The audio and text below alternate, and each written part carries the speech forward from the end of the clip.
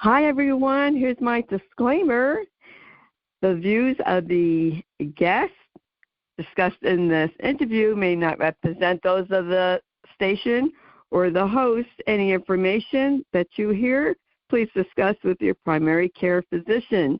Hi, everyone. This is Betsy Wurzel, your host of Chatting with Betsy on Passionate Rural Talk Radio, where our mantra is to educate, enlighten, and entertain.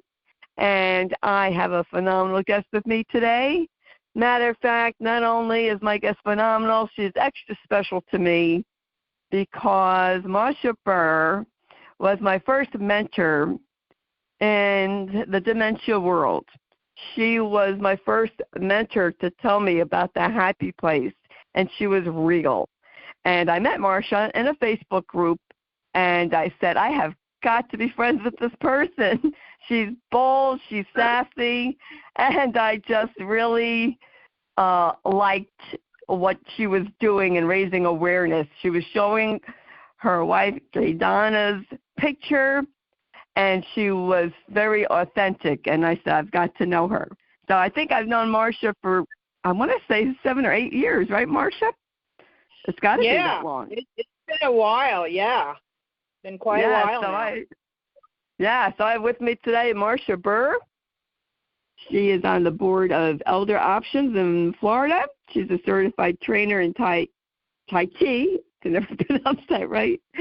And she has wonderful videos, YouTube channel called Marcia's Dementiaville Highway playlist. But look for Marcia Burr. She has different playlists. And do you still have the voyages of the USS Lovecraft, Marcia? Oh, yeah, that's a Facebook page. So I post updates in there also. And it's mostly geared towards my local area because that's my focus. A lot is like this is an inside-out job instead of trickle-down, which doesn't. So, yes, that's kind of my local area page. And then, of course, my just my profile wall, which is Marcia Burr with a picture of Rosie the Riveter on it that says, we can be it. Yes, so I want to welcome Marcia Burr, my friend, my mentor, and I just adore you, Marcia. So thanks for coming back on Chatting with Betsy, and we're going to catch up, folks. What's going on, Marcia? Well, thanks, Betsy, and you know, I just love you. I love your perk. I love your attitude and outlook on life, and you just keep it up, girlfriend. Thank you. I love you, too. Yeah, we've been through a lot together, and we've learned a lot together, and so, you know, it's funny you call me your first mentor, but to me, my way of thinking and how I learned about being a good care partner is this simple truth. We walk each other home. And in Dementiaville, listen, you write in pencil, a pencil with an eraser, because what works one day might not work the next, and you just never know. So true. You never know. Yeah. This is why it's so important that we connect with one another, because that's how we learn the best. We know better than doctors oftentimes, and I'm speaking there as a retired x-ray tech who worked in a Trauma 1 ER for 7 years. I know what an emergency is, and I also know what terminal hangnail is. And the benefit of all of that experience is that I know how to communicate with doctors and medical terminology so that they will listen to me. But beyond that, being a medical person really did not train me to be a dementia care partner much at all. Same with me, Marcia. Yeah, just going through it taught me. So yes. Anyway, you know, we're just going to kind of catch up on what's going on around here in North Central Florida. And I'll start you off with this thought because I was thinking about this today. You might be a dementia care partner if a loved one you care for calls you on their cell phone to tell you that their cell phone doesn't work, and your reaction is that that's quite common, and that everything's okay and that their phone is fixed. That's kind of like how it is in Dementiaville. You just don't know, and weird things like that happen. And, most people might go, what do you mean your phone doesn't work? You're calling me on it. But, I learned in dementia caregiving that, anything goes, and you just roll with it and be kind. I think that's one of the biggest lessons I learned being a dementia care partner. Honestly. Yes. And that's true. That actually happened to me today with a gentleman that I still do some caregiving for. He's really an amazing man. He's 75, and he lives alone, and he has Parkinson's and some kind of dementia that hasn't been specifically diagnosed, but I recognize it. I've seen it before, and I know how to roll with it just fine, and so it's a win-win situation for me because it's one of my jobs that I care about, and it helps him tremendously. We've been able to keep him living at home alone, independently, for 3 years now, even through all of COVID, which is pretty amazing because he has a home health care team that comes in the morning from like 8 a.m. to noon, 6 days a week, to help him remember to take his medicines and make sure he eats and that everything's cool and do you need anything. And then he has a team of friends and like the primary caregivers who fill in the rest of the week for him. And unfortunately for this gentleman recently, one of the people that was from the home health care company that was actually trickle-down paid for through Elder Options funding, one of the caregivers stole his bank card.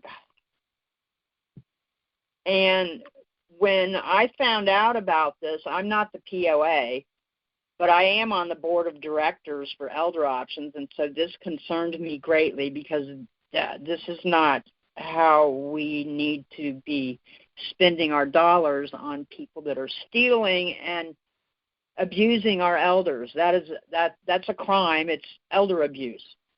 And yes, so and it's very common. Yeah, unfortunately, it's a very sad thing. Yeah. But there's resources and there's avenues of action that people can take. And so, thank goodness I happened to find out about this, kind of just on a weird thing. I'm the main one that takes him to doctor appointments since I know how to speak the language. And I can communicate for him because he has a really hard time with words now. And he gets very anxious about things and frustrated because he can't find the words, even though he can, see it in his mind. Sometimes he just can't spit it out right. And so it's been tricky over the years learning how to communicate with this gentleman. But that's what taking care of Gaydon helped teach me. I learned to listen to the unspoken language of the heart. I learned to watch the body language. I learned how to ask simple questions that he could say yes or no that would be, it's sort of like playing 20 questions sometimes. But it works. Right. If you work it, and the key to working it effectively is to be patient and kind, because that's what speaks at the end of the day to people who have dementia or some kind of cognitive decline. And so I'm very happy that I take him to doctor appointments, because when I was at his house one day, I had to go into his medical chart online, which I'm authorized to do, to find out about some lab results. And in the process of doing that, you know how you sometimes they send you a code that says, verify it's you. We sent you a code to your email. What's the code? So I had to go into his email. And thank goodness I did, because when I went into his email for the code, which I retrieved, I saw another email from Amazon that said, your order was declined. And so I'm like, what? This guy does not go online and order stuff on Amazon. He can't even pay his own bills anymore. He doesn't drive. He can, he has trouble communicating, and it makes him anxious. So I looked into it, and one of the morning caregivers, had gone online and ordered like the most, I couldn't even believe what this woman ordered, something called horny goat weed, and believe it or not, a vibrator. And I'm like, what is this caregiver going to do, man? Go get paid, and, what is she going to do with that stuff and this gentleman for 4 hours? It was like, whoa, no, put the brakes on right here, right now. This ain't happening. So I looked into it more, and she also tried to order a $500 Amazon card and a tablet.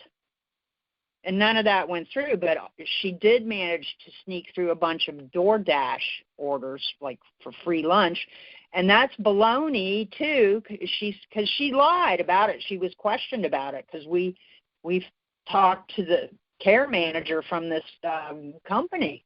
Said, what in the world is going on? And they, you know what they said? They said, oh, that's such a shame. She's one of our best employees with the patients.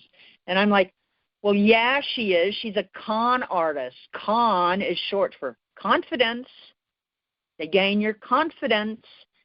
And so it was really kind of a sad situation. We retrieved almost all of the money that she stole with his bank card number. And then she knew she was going to get busted big time. And her last day, even after we told the company, do not send her to this man's house ever again, they did it anyway, and she stole his bank card on that last day. So I was irate. Was there any legal action taken, Marcia? Well, here's the deal. I'm kind of in a middle position with this, because I'm one of his primary caregivers, but I'm not his power of attorney. And I'm also on the board of directors for Elder Options, so I felt like I had to be careful how I handled this, but yes, I handled it. I'm in constant communication with the power of attorney. As a matter of fact, I have another job with her that's separate from this caregiving job I do. And so we worked out a plan, and she stopped the bank card, and she stopped, contested all of these charges, and while she was getting that done, I got a hold of Elder Options and said, hey, what are the recourses here for my friend who used Elder Options to get this home health care company? And so I found out what she could do precisely. And here's the tricky thing with this, too, that I thought about is that, the woman that pulled this off, or thought she pulled it off, she's a CNA. She makes $9 an hour, and she's a single mom. And unfortunately, to get anything to happen, she has to be reported. But here's where therein lies the rub, because as a single mom, if she's incarcerated for a felony charge of elder abuse, then her child is going to go into the system and learn how to be a good criminal. So that, to me, really isn't the best answer. So some of these things need further examination, I feel, and working out between patient care and agency. Sometimes it takes a little bit of diplomacy. And really, at the end of the day, it was not my call to make, because I'm simply a friend and a caregiver to this person. I'm not the power of attorney. So, but I relayed the information and resources, and there was 5 different things that could be done here in the state of Florida. Every state's a little different, so you have to kind of ask questions. But one of the best places to ask about elder abuse is your local agency on aging. Every state has at least one of them. All you have to do is Google agency on aging for your state, and you can get a phone number. And then you can get lots of resources for your area. So I relayed all of that information, and the POA said, yeah, she'd have to press charges, because we both agreed that maybe this woman shouldn't be incarcerated, but she certainly should not be doing caregiving for elders who have dementia ever again. I'm sorry, you just don't. So I have yet to see what's going to happen with this, but action is being taken. One of the suggestions was to, and anybody can do this, you can go on Google and you can write a review on the name of the company that didn't do right, because this company, after they were informed, sent this person back to the place where we said don't. And that's just not cool. Beyond that, to put out a specific name of the person, I would be hesitant to do in this conversation because of all the reasons I previously stated. But that's one step that can be taken. Another step that can be taken is the calling up the complaint line at, it's through the Caregiving Act, American Caregiving Act, and they will follow through on it. Now, in my local area, there's another agency locally that handles specifically elder abuse situations. So that's something that people can look into, because at the end of the day, when we're dementia care partners, a lot of times we just have to figure things out. And so how do we do that? We ask questions from people who've been through it and consider the suggestions and then take any appropriate action that we're able to. But we weren't born knowing how to do this. We didn't wake up one day and say, oh, gee, I would really like to watch my wife die of younger onset Alzheimer's disease. I wonder what that's like. You know, it's not something we'll generally volunteer for.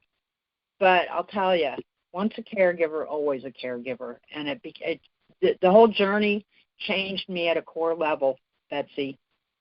Yes, me too. Yes, definitely. The biggest lesson I learned, honestly, is there's no room save for love.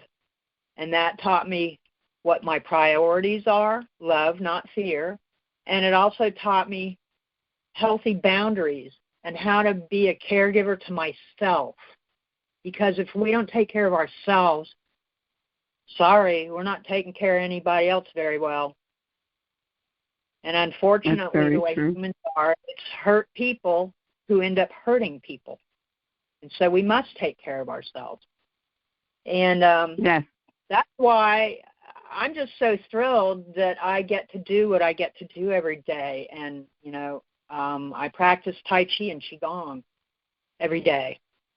I learn new forms, and I get to teach it to people who are trying to take their own well-being into their hands and stay healthy or get healthy or improve in some way.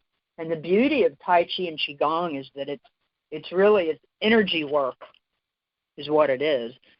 And certain movements can be done that correlate directly with even the meridian lines that acupuncture doctors use.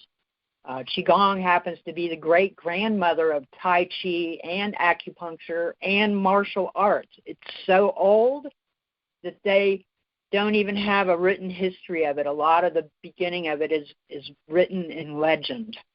That's how old it is. But I'll tell you something.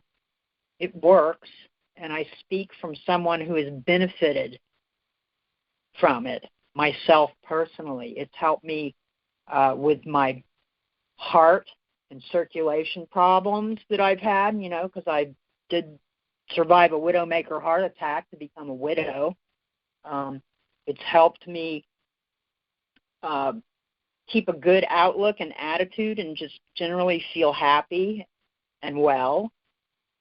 And it's helped me tremendously with mindfulness, because you have to be really kind of focused on what you're doing, but at the same time, you learn how to let go of your worries, let go of, the fleeting thoughts that pass by you like a cloud in the sky. You learn how to become more a step back kind of and be an objective observer of things. And that's very healthy. It's something I think the whole world needs to benefit from right now. And you can learn it by going on YouTube. Not that easily. I really suggest, if you're really into it, that you get an instructor that knows what to do and how to do it. And, a way you can tell a good instructor is, do they appear healthy? Are they in good shape? Are they happy? Can they communicate well? Are they patient? Do they explain things in a clear and easy manner? Are they open to questions? And all of those things that I just laid out are also good qualities for a dementia care partner. So all of this stuff goes hand in hand really well. I love it. I've taught classes where 80-year-olds are learning Tai Chi and Qigong. I started a new session here locally at a place where we had this old ghost town Winn-Dixie shopping center. It's been vacant for like 20 years that I've lived here, and I've lived here longer than that. And I'd drive by it going to Gainesville a lot and just sat there empty. But recently someone bought it. So it's starting to get used, and they've done a really kind of cool thing with it because they're community-minded. And they built this big covered area with this big, huge, like tin roof. And they put little stores in there. Like, people are into little houses these days. Well, these are little stores. And they built this big, huge square, like, bar. And there's little restaurants in there. And I love the whole thing because it's open air. You're not confined in a small space. And they have live music there, and they do community events there. And they got a hold of me and asked me if I would like to teach Tai Chi or Qigong there. So I started doing that, and that's really cool. That's cool. Yeah, I love it, man. And I'm still teaching at Bronson Yoga. And I have, I'm getting new students who love it, and that's what I'm looking for, is people who love this. I'm not about, it's nice that I get to do these different things, and they keep me comfortable and pay my bills. But it's really not about the money to me. It's about connecting with my community here locally and meeting new people and getting healthy together. Having fun. And I'll tell you, it took me, let's see now, it'll be 7 years coming up next year that Gaydon died. That's quite a while ago. And 7 years? Yeah. Oh, where's the time go, Marcia? Yeah. Oh, my, I remember like yesterday. Yeah. Yeah, honestly. I mean, it changed me at a core level. But I'm still growing, and honestly, it's taken me all of this time, really, to recharge my own batteries, address my own health issues, and trust me, I had a bunch of them, because when I was caregiving, I lost my career as an X-ray tech. I had no job. I couldn't qualify for Social Security. I was too young. I had a heart attack in the middle of it. And so I had to, basically rebuild my life after Gaydon died. But I look back on it today, and I was just thinking about this today, too.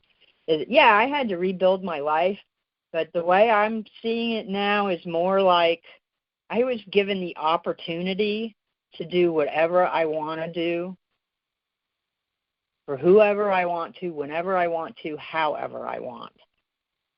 And I feel blessed for that. And so that blessing to me and the joy that brings me, it ripples out to everybody I'm meeting now. And now I'm finally getting my energy back after having more stent placements and, getting my heart checked and dealing with some other medical issues this year. And I'm really happy about all of that. I'm healing, and I have more energy, I'm feeling like, than I've had in quite some time. And all of it now I can take and use to continue doing what I do. And I love what I do. This Saturday, the 22nd of October here in Gainesville, Florida, is another thing I've been involved with since last millennium. It's the time for the Gainesville Pride Festival. And Gaydon and I went to Pride Festivals, so year after year, so many years. And I've made videos of those, too. That's another playlist I have in my YouTube channel, which is just called Marcia Burr. And so this year I got an email from the Pride Committee, and they wanted to know if I'd like to do something. So I got back to them, and I'm going to be teaching a Qigong class at the Pride Festival this Saturday, and I'll be able to talk to the people at the Pride Center that we have in town, which exists as an offshoot of me being directly involved with the fundraising of that, almost 30 years ago now. And I'm looking forward to perhaps being able to offer an Elder Options Tai Chi class for the LGBT community right there at the Community Pride Center. So all of this is new stuff that's starting to happen around my area, and I'm really excited about all of that. And, here's something I want people to walk away with if you're listening to this radio chat, is that we all do the best we can with what we have. And all of us can find something that we love to do or like to do or puts a smile on our face or perks us up a little bit.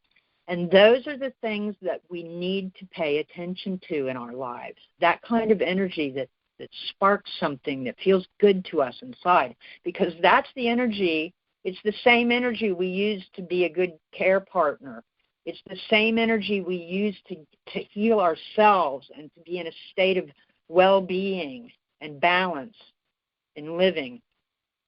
And they're important things, and they're little things. It's the little things that we do every day that add up to the big things, ultimately. It's the big things that happen in our lives. To me, I worked in an ER, so yeah, I'm kind of used to, life happening in whatever degree it does. But it's the big things I found that aren't, we tend to roll with those. Why? Probably because we don't have much choice. But it's the little things that we do every day, the way we think about our lives. And I want people to start thinking about this idea. The next time that you're feeling down or depressed or angry or upset or sad, I want you to stop yourself a minute. Stop, catch yourself, and then ask yourself this. What was I just thinking about before I noticed this feeling? And you can retrace that. And you will come to discover that your thought is what led you to your feeling. And if that's the case, well, guess what? There's a really simple, not always easy, but simple thing you can do to snap out of it. Change your thought. Yes. Redirect yourself. How often are dementia care partners told, yes, redirect. Well, we need to do that to ourselves, too. And so this whole caregiving journey and my own personal story behind all that has taught me to be self-vigilant. And that's not to say self-centered, because trust me, I'm not the center of the universe, and it ain't all about me. What is about me is how I choose to look at things and my attitude about it and what I do with it. And so that's, in a nutshell, what got me through being a dementia care partner with my wife, and it's led me to all these amazing, beautiful connections 7 years later. And it's going to continue getting good and better. Because why? Because I care, and because that's where my passion is drawn, and that's what makes me feel good, and that's what ripples out to everybody else. It's contagious. Try it. You'll like it. Yes, I've had many interviews, Marcia. I think of you every time with guests this year, and saying the same thing as you just said, thoughts. You know, we have negative thoughts. We think negative. It's not good for our mental and emotional and spiritual, physical health. And I've had many guests on discussing that. I think of you every time because I think, oh, Marcia would love this because this is what she said years ago. And I was a nurse, but being a nurse did not really prepare me for Matt's journey. I could my mother-in-law first, and dealing with Matt, yeah, it changed me. I understand at the core. You probably did this too, Marcia, but I learned such deep unconditional love, and it's just a deep soul connection to Matt that I never had before. Yes. The Alzheimer's. Yeah, and I realize that both of us, our caregiving journey involves our partners we were married to, our spouses. And so in that regard, everybody might have, other people have different journeys too. It might be their mother, it might be their aunt, their sister, their father, their brother, their child. And so that's why all of our stories are different. And that's why we need to share them together, because we walk each other home. Yes, very important. I learned. I just want to clarify something too. When I say, when I talk about the happy place, I am not talking about going out there with this fake positivity thing that can actually be toxic to people. Because, some people, especially when you're, on the other side of caregiving and you're grieving, you don't need or want someone telling you how to do that. If you're at that, we need to feel and face our emotions because they're little signals to us. They're little directional cues that tell us if we're getting off course or if we're in the pipe 5 by 5. And we're humans. We have thoughts and emotions. They change. The things around us change every day. But at the end of the day, it's what we think about and how we decide we're going to feel about it, even if we have to sometimes redirect our thoughts because we're not perfect. But we don't have to wallow in all of that stuff. We don't have to wallow in the problem. When we focus on the problem, we make more of the problem. And that's basic physics talking right there. When we think about solutions to our problems or situations, as I like to call them, then it shifts the energy. That's not being toxically and unauthentically positive. It's just a little shift towards saying, what can I find? What goodness can I find in this? Yeah. And that's what care partnering taught me at a core level. It really did, and it's a lesson the whole world needs to learn. A vast majority, well, maybe not a majority, but a huge part of the whole entire world is getting this lesson for free right now because dementia is the still quiet pandemic.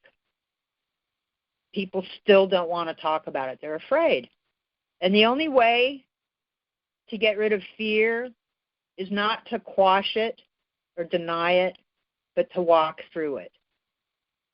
And we walk through it together. We walk each other home.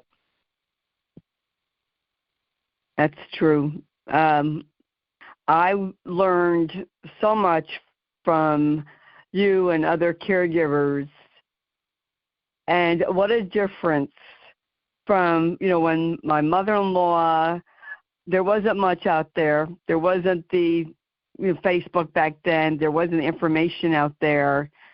And what a difference with Matt getting to support groups online because I couldn't go in person, and to learn that there's people that are experiencing the same thing as me, some of the same situations, some of the same feelings, and I wasn't alone.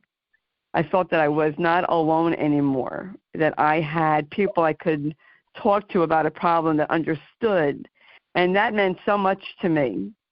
And this is one of the purposes of my show, Marcia, and the audience, knows, is to help people, to help them know they're not alone, that there's resources to help them so they can live a better life. And education for caregivers is so important, as you know, Marcia. Very important. Absolutely. That's why I, too, will never shut up about it.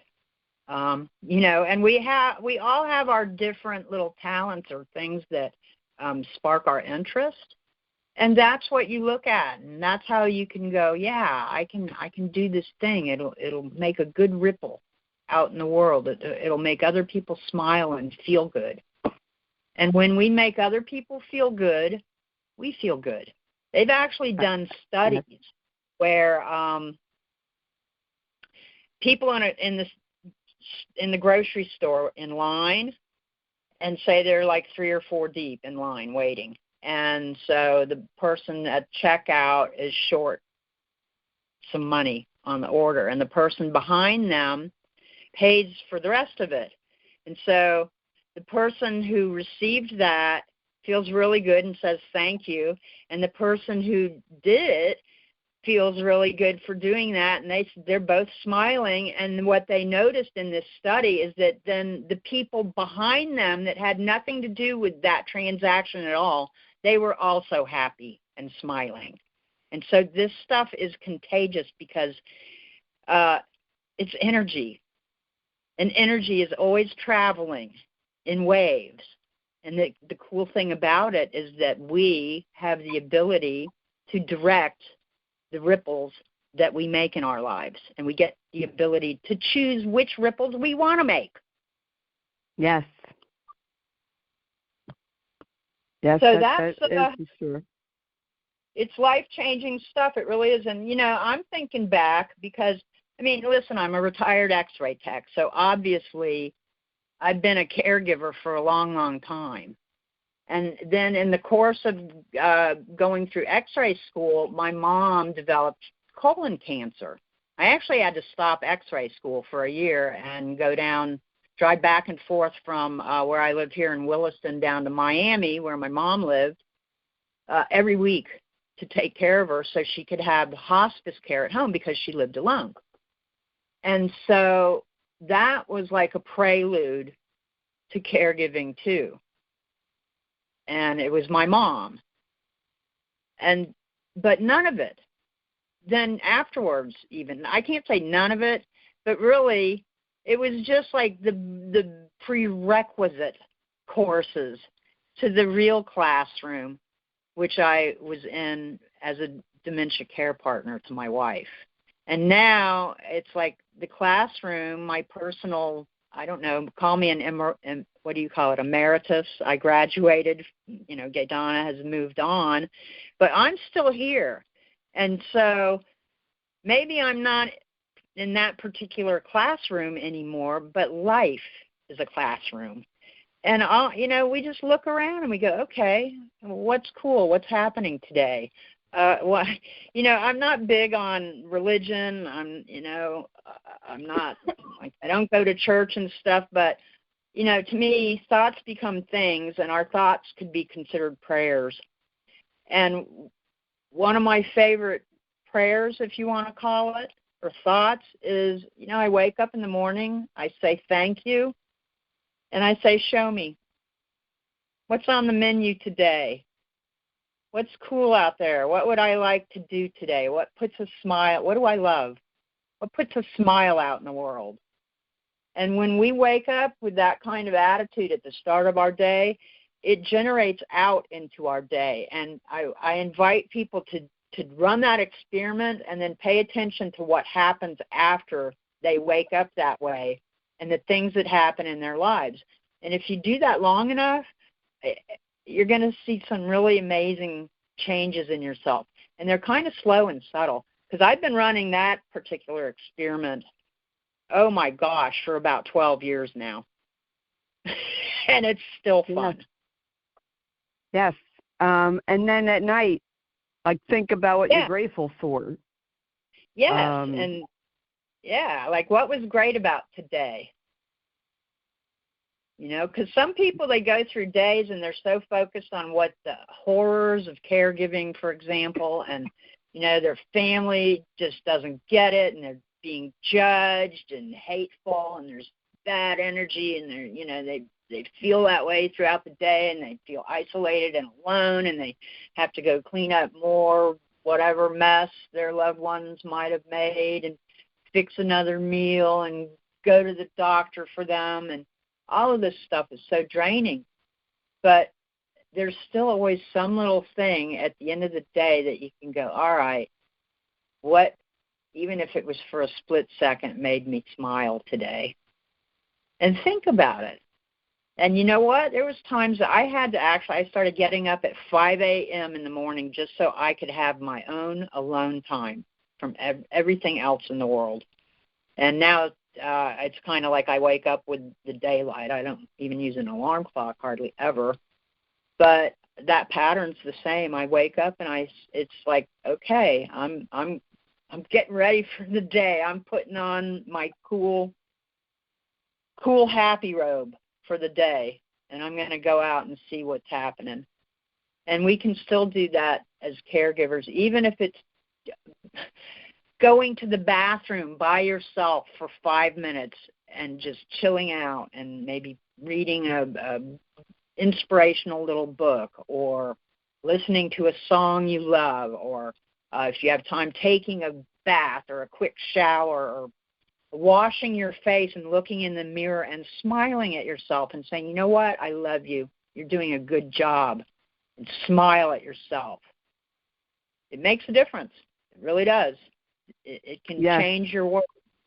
And it's subtle little changes at first, but boy, do they make big ripples, and you wake up sometime later in different intervals and go, wow, my thinking has changed. I'm not all obsessed with all the horror of this anymore. I'm remembering and looking for all the little happy moments that take place in the middle of all this stuff. And it changes how you walk through life. Yes, it does. It sure does. I want to suggest to the audience, subscribe to my show, but look back on my shows, and I've had some great guests talking about what Marcia is talking about thoughts and letting go of stuff that no longer serves you, that weighs you down.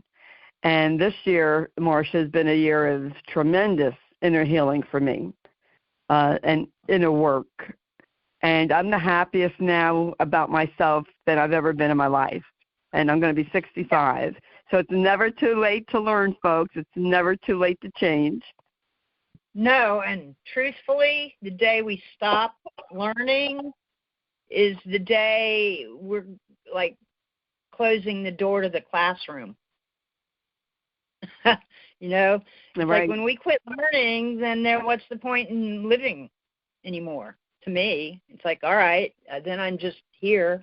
Like, so while I'm here, what am I doing? What would I like to do? what floats my boat and makes me happy. Yeah. That's what I'm talking about. You know? Yeah, what sparks your passion? Yeah, what feeds your soul and sparks your passion? I mean, and life can take you in places you never thought. I mean, if anyone would have told me 6 years ago I would be interviewing people, I would have said, you're nuts. There's no way I would be interviewing people. I cannot believe I'm doing what I'm doing, but Matt's journey brought me to where I am today. And it's just Betsy, incredible. I can recall when I first met you, and it's like you could hardly even work your phone because you didn't have a smartphone yet. And like I'm going, yeah, this girl. And now you have your own radio show and you're doing chats and making videos all the time. You go, girl. Who'd have thunk? It's like me. Who'd have thunk I'd be teaching Tai Chi when I'm 64? Which, you know, that's what I am. I turn 65 next year, too. So we both get to go through all the Medicare, blah, blah, blah. Yeah. It's incredible. And, Marcia, thanks for coming on. Can you tell people where they could contact you? Absolutely. On Facebook is the best way. Just look my name up, Marcia Burr, spelled Marcia, as in FBI. Burr, Burr, as in a sticker burr, can't get rid of me. And you'll see my profile picture is Rosie the Riveter, but it says we can be it instead of we can do it. And that's on Facebook, Marcia Burr. And then also I have the page on Facebook, which is called The Voyages of the USS Life Raft, which is kind of about things local. And I also have a YouTube channel, which is my name again, Marcia Burr. And on that channel, I have lots of playlists because I've been on YouTube, golly, so long, I don't even remember how long. Anyway, the playlist I have, which is my longest, is called Marcia's Dementiaville Highway. And it's stories. It's the stories of our lives. I'm a storyteller at heart. I'm a photographer. I'm an archiver of history, people's stories. And I've been honored over the years that other dementia care partners from all around the world send me their photos. Let me use their photos that tell their own stories of what it's like traveling down the Dementiaville Highway. And it's an amazing thing. It puts a face to dementia. It's my way of creating awareness around the topic. And these videos and pictures are put to songs that all of us have heard, but now looking at all these images about dementia, the words don't sound quite the same. So it tells a new story, a different story. And making these videos is my honor and it's my passion. It's one of my Zen things that I do that keeps me sane. So thank you, everybody, for that opportunity. I feel very blessed and privileged to be able to do that. And highly recommend going on and watching the videos. When I see the videos, Marcia, from like years ago, I'm thinking this one's gone, and trying to remember their names. And, you know, when you said, Marcia, when you said that Gaydon will be gone 7 years next year, then we've known each other for 8 years because I knew you before Gaydon died. So yeah, it's 8 years. I mean, that's almost incredible. Yeah. What a journey. And what a funk. Yeah, and you know, it's just incredible. And folks, I say this truly. Marcia inspired me. Marcia talked about telling stories, and I believe in telling stories, and we have to share our stories. We have to personalize this disease with the name and a face.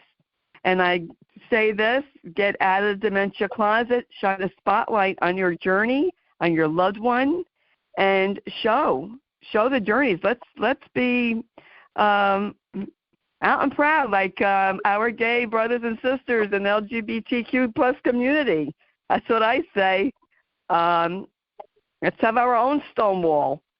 Have a revolution that we are here, and we're proud. We're proud to be a caregiver and to let people know what our journey is like.